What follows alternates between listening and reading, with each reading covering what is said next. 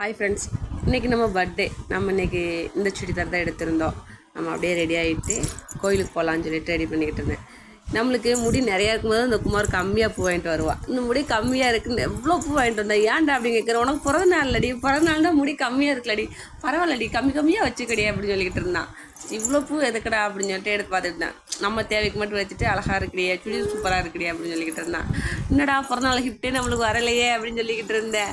ஒரு பெரிய டைமில் கூட வந்தேன், எனக்கு ரொம்ப ஹாப்பியாக போச்சு.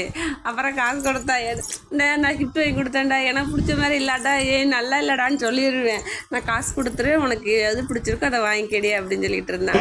சரிடா அப்படின்னு சொல்லிட்டு அப்படியே தங்கன்னு சொல்லும் போது எனக்கு ரொம்ப சந்தோஷமாக போச்சு. சரிடா செல்லம் அப்படின்னு சொல்லிட்டு அப்படியே நம்ம அப்படியே கோயிலுக்கு போயாச்சு. செடி செல்லம் அப்படின்னு சொல்லிட்டு அப்புறம் கோயிலுக்கு போயிருந்தான். இங்கே கருட்டுமேடு முருகன் கோயில் தான், மலை மேலே இருக்குது, சூப்பராக இருந்துச்சு. அப்படியே நாம் 4-5 ஒரு ஃபோட்டோ எடுத்தாச்சு. இதே நம்ம பர்த்டே லுக்கு. நம்ம சிம்பிளாக ரெடி ஆகிடுச்சு. நம்ம எப்போ ஒரே மாதிரி தான் இருக்கும், டிஃப்ரெண்ட்லாம் ஒன்றும் இல்லை அப்படின்னு சொல்லிட்டு நல்லா இருந்துச்சு. மலை சூப்பராக இருந்துச்சு, அப்படியே அழகாக இருந்துச்சு.